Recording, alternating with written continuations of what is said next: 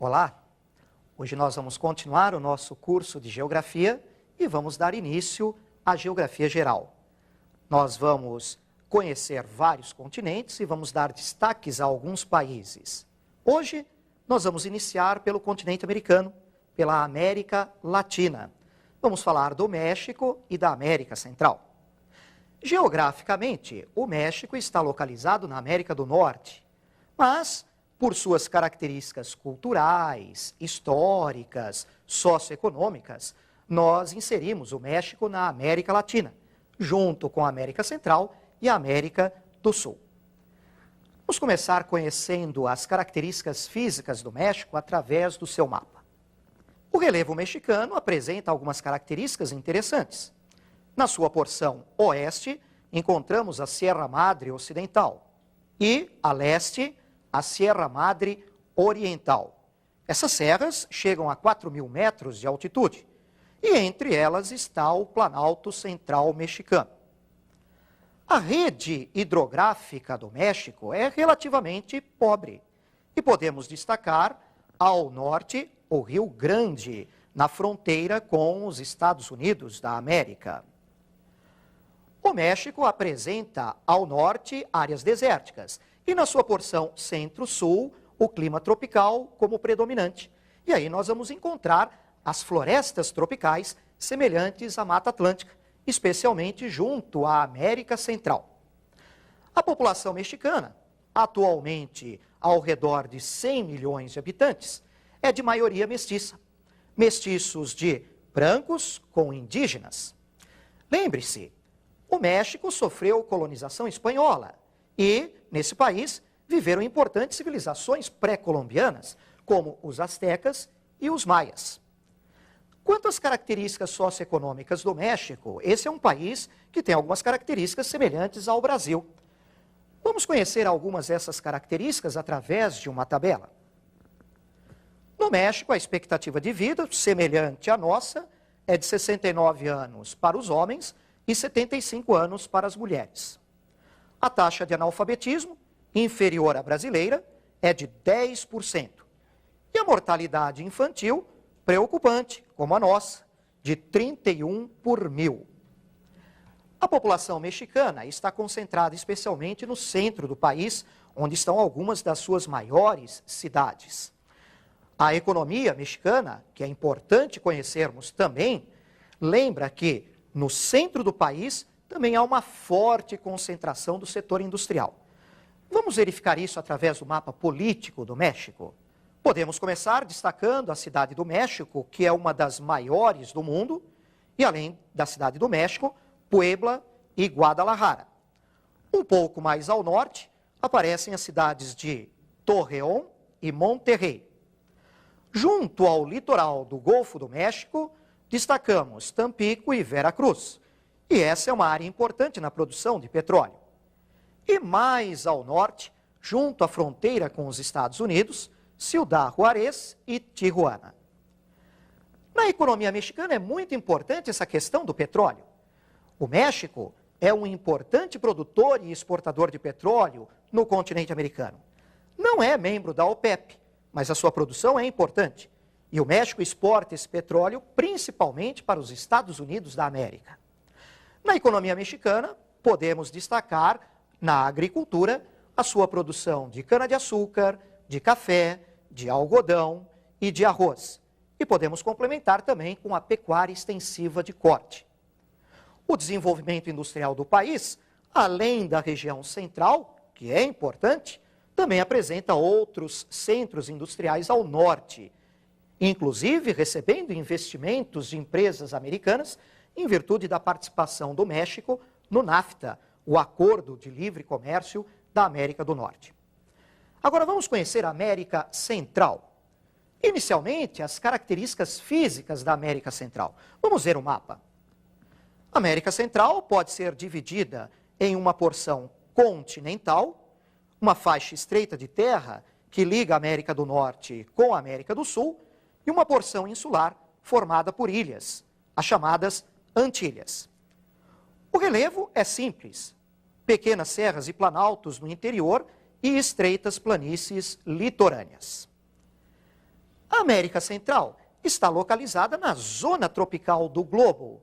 E aí nós temos então o predomínio do clima tropical, com a presença também de florestas tropicais. E é uma área típica de atuação dos ventos alísios.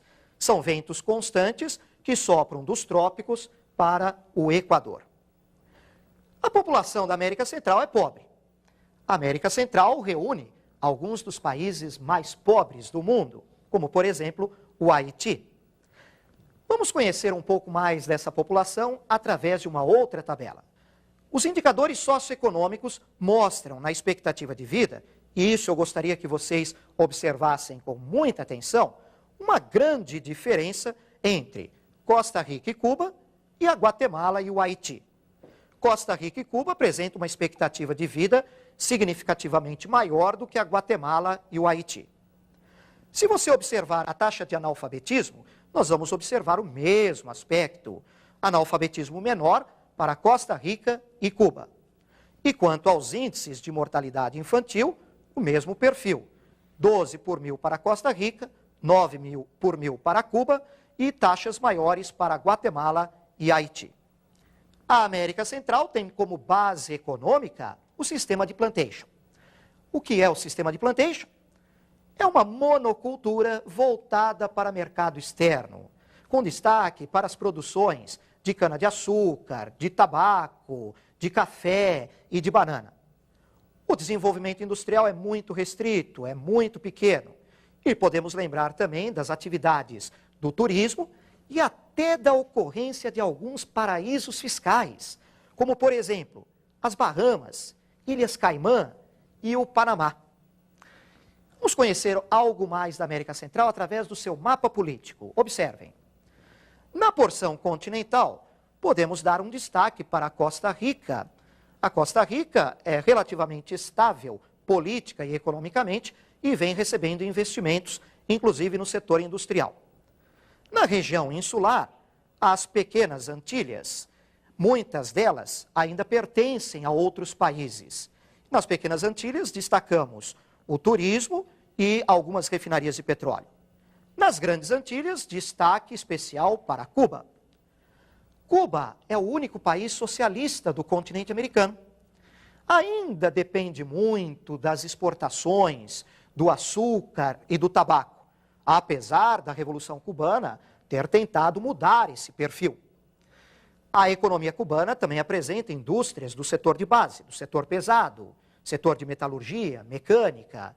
E Cuba está investindo novamente no turismo, através de investimentos estrangeiros, recuperando este setor que já foi muito importante para a economia do país. Nós conhecemos, assim, muitas das características físicas, humanas e econômicas do México e da América Central. Mas só isso não basta para o seu vestibular. É importante que você conheça também as atualidades dessa região e alguns importantes aspectos geopolíticos da região da América Central e do México.